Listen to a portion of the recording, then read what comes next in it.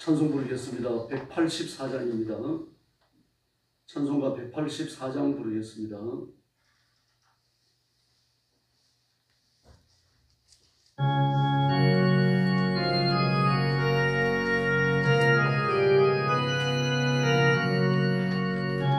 같은 조성녀 간구하여도 이제 지금 강림하셔서 영광 보여주소서. 성령이 임하사 우리 영의 소원을 만져가게 하소서. 기도리오도 이제 불러 충만하게 하소서. 주의 재단 권리에 우리 몸과 영혼과 우리가 가진 모든 것 지금 바치옵니다. 성령이 임하사 우리 영의 소원을 만져가게 하소서. 기도리오도 이제 불러 충만하게 하소서.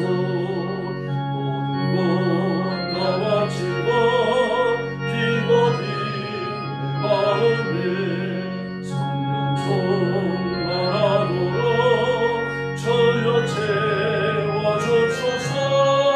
성령이 임하사 우리 영의 소원을 만져가게 하소서. 기도리오도 이제 불러 충만하게 하소서. 소하신 주께서 약속하신 성령을 믿고 간구하오니 지금 내려주소서. 성령이 임하사 우리 영의 소원을 만져가게 하소서. 기도리오도 이제 불러 충만하게 하소서. 아멘. 185장 부르겠습니다. 185장입니다.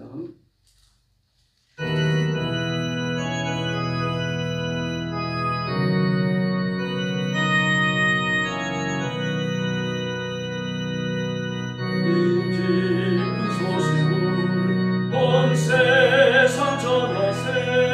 건강한 고통을 당당하게 주 믿는 성도를 다 전할 소식은 성령이 오셨네. 성령이 오셨네. 내 주 보내신 성령이 오셨네.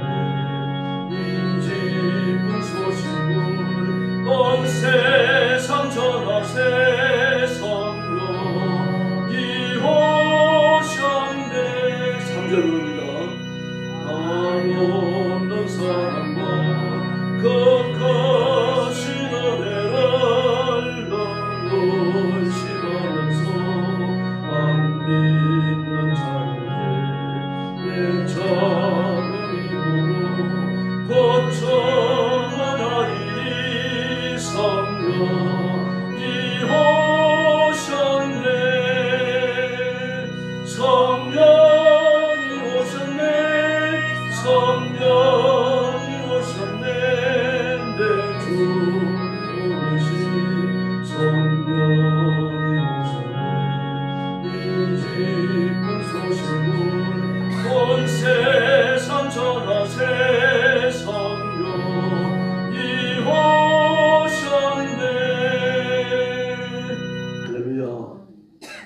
신앙 고백하겠습니다. 나는 전능하신 아버지 하나님 천지의 창조주를 믿습니다. 나는 그의 유일하신 아들 우리 주 예수 그리스도를 믿습니다. 그는 성령으로 잉태되어 동정녀 마리아에게서 나시고 본디오 빌라도에게 고난을 받아 십자가에 못 박혀 죽으시고 장사된 지 사흘 만에 죽은 자 가운데서 다시 살아나셨으며 하늘에 오르시어 전능하신 아버지 하나님 우편에 앉아 계시다가 거기로부터 살아있는 자와 죽은 자를 심판하러 오십니다. 나는 성령을 믿으며 거룩한 공교회와 성도의 교제와 죄를 용서받는 것과 몸의 부활과 영생을 믿습니다. 아멘. 자비로우신 아버지 감사합니다. 오늘 아침도 이 거룩한 자리로 저희들을 불러주시고 우리 자비하신 하나님 앞에 경배와 찬양을 바치며 예배드리도록 은혜를 베풀어 주시니 감사합니다. 이 시간 주의 성령께서 권능으로 임하여 저희들을 다스려 주시고 하나님 앞에 힘써 순종하여 의를 행하며 하나님의 복과 승리를 누리도록 주께서 역사해 주시옵소서. 오늘도 억압받는 당 중국과 죽음의 전쟁터와 재난의 현장과 온 세상에 흩어져서 핍박과 고난 속에 복음 전하는 선교사들 그리고 주의 종들 성도들을 기억하시고 성령께서 뜨겁게 역사해 주시기를 원합니다. 선교의 현장마다 하나님께서 끝없는 은혜 한없는 은혜를 허락하여 주옵시고 영혼들이 건진받으며 삶이 변화되며 문화가 혁명을 이루고 하나님의 거룩한 통치가 선포되어 이루어지는 놀라운 역사를 허락해 주시옵소서. 오늘 아침도 저희들이 말씀을 나눕니다. 성령께서 저희 가운데 임하여 힘있게 역사해 주시기를 원하옵고 예수님의 이름으로 간절히 기도 올려옵나이다. 아멘. 하나님 말씀 봉독하겠습니다. 에스겔 10장입니다. 1절 말씀부터 제가 먼저 봉독합니다. 에스겔 10장입니다. 이에 내가 보니 그룹들 머리 위 궁창에 남보석 같은 것이 나타나는데 그들 위에 보좌의 형상이 있는 것 같더라. 하나님이 가는 베옷을 입은 사람에게 말씀하여 이르시되 너는 그룹 밑에 있는 바퀴 사이로 들어가 그 손에서 숯불을 두 손에 가득히 움켜가지고 성읍 위에 흩으라 하시매 그 안에 목전에서 들어가더라. 그 사람이 들어갈 때에 그룹들은 성전 오른쪽에 서 있고 구름은 안뜰에 가득하며 여호와의 영광이 그룹에서 올라와 성전 문지방에 이르니 구름이 성전에 가득하며 여호와의 영화로운 광채가 뜰에 가득하였고 그룹들의 난리의 소리는 바깥 뜰까지 들리는데 전능하신 하나님이 말씀하시는 음성 같더라. 하나님이 가는 베옷을 입은 자에게 명령하시기를 바퀴 사이 곧 그룹들 사이에서 불을 가져가라 하셨으므로 그가 들어가 바퀴 옆에 서며 그 그룹이 그룹들 사이에서 손을 내밀어 그 그룹들 사이에 있는 불을 집어 가는 베옷을 입은 자의 손에 주매 그가 받아 가지고 나가는데 그룹들의 날개 곁에 사람의 손 같은 것이 나타나더라.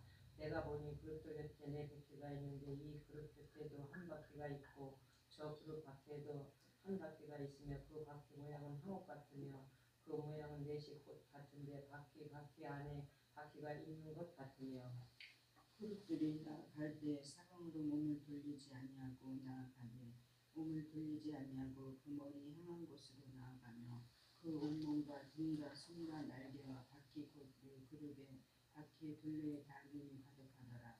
내가 들으니 그 바퀴들은 도는 것이라 부르며 그룹들에게는 바퀴 네 면이 있는데 첫째 면은 그룹의 얼굴이요 둘째 면은 사람의 얼굴이요 셋째 사자의 얼굴이요 넷째는 독수리의 얼굴이더라. 그룹들이 올라가니 그들은 내가 그 발 강가에 두던 샘물이라. 그룹들이 나아갈 때에는 바퀴도 그 곁에서 나아가고 그룹들이 날개를 들고 땅에서 올라가려 할 때에도 바퀴가 그 곁에 떠나지 아니하며 그룹들이 서면 이들도 서고 그들이 올라가면 이들도 함께 올라가니 이는 생물의 영이 바퀴 가운데 있음이더라. 여호와의 영광이 성전 문지방을 떠나 그룹들 위에 머무르니 그룹들이 날개를 들고 내 눈 앞에 땅에서 올라가는데 그들이 나아갈 때 바퀴도 그 곁에서 함께하더라. 그들이 여호와의 전으로 들어가는 동문에 머물고 이스라엘 하나님의 영광이 그 위에 덮였더라. 그것은 내가 그 발강가에서 보던 이스라엘의 하나님 아래에 있던 생물이라. 그들이 그룹인 줄을 내가 아니라 각기 내 얼굴과 내 날개가 있으며 날개 밑에는 사람의 손 형상이 있으니. 22절 같이 봅니다. 그 얼굴의 형상은 내가 그발 강가에서 보던 얼굴이며 그 모양과 그 몸도 그러하며 각기 곧게 앞으로 가더라. 아멘. 네, 하나님의 영광이 성전에서 떠나가시는 모습입니다. 네, 하나님의 영광이 성전에 머물러 계셔야죠. 그리고 그 백성들의 제사를 받으시고 그 백성들을 만나시며 계시의 말씀을 주시고 은혜를 베푸셔야 합니다. 네, 그리고 죄가 대속되었음을, 짐승의 죽음으로 죄가 대속되었음을 선포하게 하셔야죠. 하나님의 영광이 떠나갑니다. 네. 근데 그 영광의 모습을 보면 내 바퀴가 있고 내 바퀴 안에 내 생물이 있고 그 생물 가운데 하나님이 임재해 계신다는 영광의 광채가 충만한데 사람의 형상 같다고 말했죠. 그리고 그릇들을 보면은 내면에 얼굴이 있고 그리고 날개를 가졌는데 그 날개 두 개로는 발을 가렸고 또 두 날개로 날면서 하나님 앞에 영광스러운 그런 섬김을 계속하고 있습니다. 그런데 이제 오늘 이 모습을 보면 그 하나님의 영광이 떠나가지고 이 비극입니다. 9장에서는 그 8장과 9장에서는 예루살렘의 파멸에 관해가지고 얘기를 했었죠. 그 예루살렘이 파멸되고 성전이 깨어지고 다 흩어지고 무너지고 그리고 하나님의 영광이 떠나갑니다. 하나님의 영광이 떠나가시니까 결국 버리신다는 이야기죠. 그 백성을 다 버리십니다. 그럼 하나님의 영광이 머물러 있는 동안은 그 성전 안에 하나님의 그 구름이 가득합니다. 우리가 눈으로 보는 저 하늘의 구름이 아닙니다. 영광의 구름, 불붙는 구름입니다. 광채로 가득한 구름이요. 그런데 광채로 가득한 구름이 성전을 메우고 그리고 내 바퀴가 있고 바퀴 안쪽에 내 그룹이 있고 그런 가운데 사람의 형상 같은 하나님의 영광이 임재해 있는데 그 영광은 불붙는 구름, 영광의 구름보다 훨씬 더 밝은 광채를 띠고 있는 거죠. 이제 그런 걸 연상하시면 됩니다. 근데 이 모습을 보고 그 뉴에이지를 그 주장하는 사람들이라든지 새세대주의자들요. 뭐 새세대주의는 새세대가 어디서 오느냐? 우주인들로부터 온다고 생각하는 사람들이 정말 현대인들 중에 많은 사람들이 그 뉴에이지 추종자들입니다. 뉴에이지 뮤직도 있잖아요. 다양한 문화활동을 통해 갖고 뉴에이지들이 자신들의 그 세력을 넓혀 나가고 있습니다. 앞으로 우리가 주의해서 봐야 됩니다. 이 사람들은 뜻밖에도 우주인의 식체를 믿고 있고요. 인간이 지속적으로 진화해가지고 순결해지고 깨끗해지고 그리고 우주인처럼 되어지면 온 우주를 다닐 수 있다고 믿고 있는 사람들이고요. 그리고 본문에 성경에 나오는 예수님이나 하나님이나 천사들도 우주인이라고 주장합니다. 그리고 오늘 본문에 나오는 그 하나님이 타셨다 그러죠. 네 바퀴가 있으니까 탔다라고 말합니다. 그러나 네 바퀴가 소개되고 있지 어떤 틀 밑에 뭐 자동차라든지 비행기라든지 이런 틀 밑에 바퀴가 있다고 말하지 않아요. 그럼 네 바퀴가 있다고 말을 해요. 그러니까 우리의 상상을 초월하는 거죠. 우리 상상 속에서 이걸 보면 안 되잖아요. 우리 경험 속에서. 지금 다니엘은 자신의 경험 속에서 이걸 보는 게 아닙니다. 눈으로 보이는 걸 보는 거죠. 내 바퀴가 있는데 그 내 바퀴 속에 내 생물이 있는 거예요. 내 생물이 영광스러운 모습으로 있고 어떤 영광과도 비교할 수 없는 그 찬란히 빛나는 영광의 모습으로 사람 형상을 했는데 정확한 모습에 대한 묘사가 없어요. 또 사람이 그렇게 나타나지도 않으셨고요. 그 밝은 광채, 아주 무엇보다도 밝고 투명한 광채가 그 내 그룹들 사이에 좌정하에 계시는 겁니다. 우주선에 관한 묘사가 아니잖아요. 그러니까 내 바퀴가 있다, 뭐 떠올랐다, 앞으로 간다, 뒤로 간다 그러니까 이게 바로 우주선이다 그렇게 말하는 겁니다. 내 바퀴만 달라있는 우주선이 있습니까? 차가 틀이 없는데 내 바퀴만 불러댕깁니까? 뭐 그런다면 보는 사람들은 혼비백산하겠죠. 그러면 이 예수결서에 나오는 이 하나님의 임재의 모습 우주선에 관한 묘사가 아니에요. 지금 예수결이 보고 자기가 그 표현할 수 있는 최고의 표현을 하는 겁니다. 지금 사람은 자기의 체험밖에는 말할 수 없는 거예요. 경험하지 않은 것, 배우지 않은 것 이것에 관한 걸 묘사할 수가 없는 겁니다. 그러므로 인간에게 창조가 불가능한 거예요. 창조는 인간의 영역이 아니거든요. 아무것도 없는 가운데서 인간이 뭘 만들어낼 겁니까? 아무것도 없습니다. 이파리 하나 못 만들어내요. 광합성의 비밀을 못 밝혔잖아요. 이 풀은 저거요. 다시 탄수하고 햇빛만 있으면 나무가 이파리가 생성되거든요. 그 정확한 비밀을 몰라요. 그냥 탄수와 이 햇빛이 비춰지면은 푸른 이파리가 생긴다 그렇게 말할 거거든요. 저 창조입니다. 이거는 이스라엘은 못 만들어내요. 창조의 비밀을 밝힌다. 영원히 못 밝힙니다. 하나님의 영역이지 인간의 영역이 아니기 때문입니다. 그래서 인간의 체험과 인간의 학식과 인간의 모든 경험을 뛰어넘는 모습으로 임재해 계시거든요. 이런 식으로 임재하는 거, 이런 식으로 존재하는 게 세상에 없습니다, 여러분. 그 체험 바뀔 것이니까 체험 속으로 이걸 끌어들이려고 하니까 우주선이든지 그렇게 말해버리는 거죠. 불쌍합니다. 하나님은 체험 속에 갇히는 분이 아닙니다. 그러므로 성경에 기록된 걸 그대로 믿으면 되고 수용하면 됩니다. 이걸 이해하고 분석을 하고 막 인간의 두뇌를 가지고 여기에 대해 가지고 어떤 이론이나 논리를 동원해 가지고 이걸 가지고 설명할 필요 없어요. 할 수 있는 게 아닙니다. 하나님은 어떻게 묘사할 겁니까? 예수님이 죽은 이후에 사흘 만에 살아나시고 그리고 40일간 이 땅에 계시다가 구름을 타고 하늘나라로 올라가셨다. 어떻게 설명할 겁니까? 학문적으로. 부활에 대해서도 학문적으로 어떻게 설명할 겁니까? 못합니다. 이 세상에 죽었다가 살아나는 게 뭐가 있습니까? 아무것도 없잖아요. 죽었다가 살아나면 그 다음에 또 죽죠. 뭐 죽었다가 살아나니까 부활이라고 말할 수 있습니다만 예수님의 부활과 비교하면 안 되죠. 또 우리가 죽은 이후에 다시 예수님 제자하실 때 부활하는데 그때 부활과 같은 게 아닙니다. 죽은 이후에 깨어나는 사람들 보기 있죠. 그러나 그걸 우리가 누리는 하나님께서 행하시는 그 부활과 동일시하면 안 됩니다. 그렇게 임하셨고 그리고 이제 하나님은 이제 떠나가십니다. 1절부터 8절까지 보면은 그 3절 말씀이에요. 그 사람이 들어갈 때 그 사람 배옷 입은 사람이죠. 그 그릇돌 사이에 들어가서 바퀴 사이에 들어가갖고 숯불을 한 움큼 가져다가 갖고 나오라고 말하는데 심판입니다. 이건요. 숯불을 가져다가 뿌리는 거거든요. 이거 심판을 말합니다. 네. 그리고 6절 말씀에 보니까 그릇돌 사이에서 불을 가져가라 그렇게 말씀하시죠. 불을 가져가서 지상에 뿌리는 거 아닙니까? 이렇게 되어지면 이제 지상에 심판이 임하는 거죠. 세 번째 그 바벨론의 침략 전투가 얼마나 강렬할 것인지를 그렇게 보여주는 말씀입니다. 그리고 내 구름에 대한 묘사가 있고 또 18절에서 하나님의 영광이 성전에서 떠나가십니다. 그러므로 예루살렘의 파멸, 성전의 파멸은 예정된 겁니다. 하나님 정해놓으신 거죠. 아무도 피해갈 수가 없습니다. 사람이 죽어도 마찬가지입니다. 피해갈 수 없어요. 나라의 흥망성쇠도 마찬가지입니다. 그렇다고 하면은 고난과 역경, 환란의 비바람이 몰아치고 죽음의 강을 건너야 된다고 하면은 믿음으로 대비해야 되는 거죠. 지금 이 성관에서 믿음의 대비가 뭡니까? 나가서 항복하는 거예요. 딴 게 없습니다. 나가서 항복하면은 훨씬 전쟁의 고통이 줄어들잖아요. 시드기야도 동문을 향해가지고 도망가다가 붙잡혀갖고 와놓으니까 말입니다. 온갖 수치를 다 겪잖아요. 옷이 다 발가벗기고 와니 말입니다. 쇠사슬을 벗기고 눈이 뽑히고 말입니다. 심성처럼 끌려가지고 그 400km가 넘는 그 먼 길을 가잖아요. 400km만 됩니까? 지금의 이 터키 그 북쪽으로 나라가 형성되어 있었으니까 엄청 큰 나라입니다. 수백 킬로 이 길을 갔다가 말입니다. 그 짐승처럼 끌려가잖아요. 만약에 나가서 항복했으면요. 그렇게 비참한 모습을 당하지 않죠. 그래서 항복하라고 하면 항복하면 되는 겁니다. 수치스럽죠. 그러나 두 눈이 뽑히고 발가벗겨 갖고 말입니다. 쇠사슬에 묶여가지고 끌려가는 것보다 그 수치와 비교할 수치입니까? 그게요.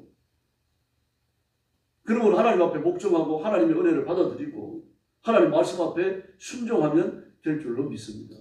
그게 지혜로운 겁니다. 그래 인간의 모든 걸 인간의 경험 속에서 파악하려고 하니까 막 비극이 벌어지게 되는 거죠. 우리가 종말이 온다는 걸 알고 있습니다. 우리가 죽는다는 걸 알고 있고 나라도 망한다는 걸 알고 있고 온 세계가 파멸하고 하나님의 심판 안에 떨어진다는 걸 알고 있습니다. 그렇다고 하면은 딴 건 없습니다. 믿음으로 살고 믿음이 변화되지 않도록 변질되지 않도록 말씀의 순수함과 믿음의 성결함을 지켜나가려 하고요. 그리고 전도해야 됩니다. 이게 가장 중요한 겁니다. 돈을 버는 것도 먹고 마시고 건강을 유지하는 것도요. 전도보다는 급하지 않습니다. 파멸을 앞두고 있으니까요. 이 예레미야나 에스겔이 목이 터지라고 외치고 말입니다. 안타깝게 울고 그렇게 부르시는 이유가 어디 있습니까? 망하기 때문에요. 참혹한 전투를 통해서 참혹한 방법으로 나라가 망하기 때문에 강호에 집어넣어도 물 없는 웅덩이에 던져 넣어도요. 죽인다고 협박을 하고요. 이스라엘 선지자 같은 경우는 비참한 모습으로 죽어요. 그런 재난의 과정이 펼쳐진다는 사실을 알면서도 외칠 수밖에 없었던 거죠. 지금 미국에서도요. 동성애를 거부하고 동성혼을 거부하고 뭐 이런 그 그뿐만이 아니죠. 이방인, 예수 믿지 않는 사람들과 신앙을 갖지 않는 사람들과의 혼인에 대해 가지고 경고하는 설교를 하고요. 이런 목사님들이 다 경고받는 걸로 끝난 게 아니라 실제로 신형을 선고받았어요. 재판을 통해 갖고요. 우리나라 말하자면 이제 뭐 한 1년 징역형에 뭐 집행유예 또 얼마를 받고 뭐 이런 식으로 풀려났습니다만, 뭐 1년 징역까지는 안 받았습니다만, 벌금을 내게 하는데 벌금을 미국에서 무섭게 냅니다. 우리나라 말하자면 막 몇십억, 몇백억을 내게 해요. 미국이 그렇습니다. 저 북유럽 같은 나라는 제가 여러 번 말씀드렸습니다만요. 이 복음에 관해갖고 천국과 지옥에 대해갖고 심판에 대해 좀 강하게 외치기만 해도 경고장이 와요. 정부에서 보내요. 설교 성도들에게 교인들에게 위협이 되는 설교하지 말라고 합니다. 지금 이런 세상에 우리가 살고 있습니다. 이제 그런 차별 금지법을 우리나라 국회에서 통과시키려고 지금 매번 올라가요. 그리고 국회의원 중에 기독교인들이 많으니까 계속 계류되고 이렇게 되고 있습니다만 언젠가는 통과될 거예요. 이러면 이제 모든 것이 혼합이 일어나는 겁니다. 진리와 비진리, 이 혼합이 일어나는 거죠. 의와 불의가 섞이게 되는 겁니다. 정말 믿음의 성결과 말씀의 순수함을 지켜나간다고 하는 것이요. 정말 어려운 시대가 지금 준비되고 있습니다. 여러 나라들이 이 시대에 들어와 있거든요. 그래서 말씀에 굳게 서야 되고 순수한 복음을 전해야 됩니다. 예수 믿지 않으면 구원의 길이 없어요. 얼마나 이 시대 사람들이 듣기 싫어하는 말입니까? 나가 전도해 보세요. 예수 믿는 사람 기독교인이 욕해요. 당신 같은 사람들 때문에 교인들이 떠나요. 막 그럽니다. 말을. 독한 말을 막 해요. 이미 이런 시대에 살고 있고 우리가 붙들고 살아가는 것이 생명인데도 불구하고요. 드러내고 자랑하는 것이 면박을 당하는, 또 조롱을 당하는 그런 시대에 이미 우리가 들어와 있습니다. 그래서 말씀에 굳게 서주시고 믿음의 용기를 가져야 되는데 이거 성령 충만하는 길밖에 없어요. 성령 충만은 말씀 읽고 기도 안 하면 성령 충만 못 받습니다. 성령의 연사를 받아야 되고 능력을 받아야 됩니다. 오늘 새벽부터 힘있게 부르짖고 성령의 권능과 언사를 무장하고 하나님 손에 붙들려서 힘있게 쓰임받는 존귀한 성도들이 되기를 예수님의 이름으로 축원합니다. 기도하겠습니다. 자비로우신 아버지 하나님 감사합니다. 오늘 아침도 저희들이 말씀을 나누고 엎드려 기도하며 하나님의 은혜를 구합니다. 우리가 믿음의 순수한 말씀의 성결을 지키기 어려운 시대에 들어와 있습니다. 그렇다고 할지라도 어떤 조롱과 어떤 고통이 펼쳐진다고 하더라도 끝까지 말씀을 순수한 복음을 우리가 외치고 지키고 나갈 수 있도록 인도하여 주시옵소서. 뭐 복음을 말하는 것을 전도하는 것을 예수 믿으라고 말하는 것을 부끄러워하지 않도록 도와주시고 하나님의 손길에 붙들려서 힘있게 일하는 귀한 일꾼들 삼아주시옵기를 간절히 원합니다. 오늘 새벽도 엎드려 싸우니 기도의 능력을 주시고 성령 충만함을 주시고 성령의 은사를 주시기를 바랍니다. 세상에 감당치 못하는 믿음의 사람들 되게 하여 주옵시기를 간절히 원합니다. 오늘 밤에도 수요일 예배로 모입니다. 성령님 뜨겁게 역사해 주시고 예배에 참석하도록 모든 성도들의 마음의 감동을 주시옵소서. 복잡하고 그리고 또 힘겨운 삶을 접고 주 앞에 나와서 예배드리며 위로받는 수요일 밤이 될 수 있도록 은혜를 더하여 주옵소서. 오늘 새벽도 엎드려 싸우니 기도의 새 능력을 주시기 원하오며 예수님의 이름으로 간절히 기도 올리옵나이다. 아멘. 주기도 드리겠습니다. 하늘에 계신 우리 아버지, 아버지의 이름을 거룩하게 하시며 아버지의 나라가 오게 하시며 아버지의 뜻이 하늘에서와 같이 땅에서도 이루어지게 하소서. 오늘 우리에게 일용할 양식을 주시고 우리가 우리에게 잘못한 사람을 용서하여 준 것 같이 우리 죄를 용서하여 주시고 우리를 시험에 빠지지 않게 하시고 악에서 구하소서. 나라와 권능과 영광이 영원히 아버지의 것입니다. 아멘. 합심 기도하겠습니다. 자비하신 아버지 감사합니다. 지난 밤에도 주님께서 우리에게 주게 해주시고 오늘 아침 이런 시간 주 앞에 나와서 엎드려 경배하며 기도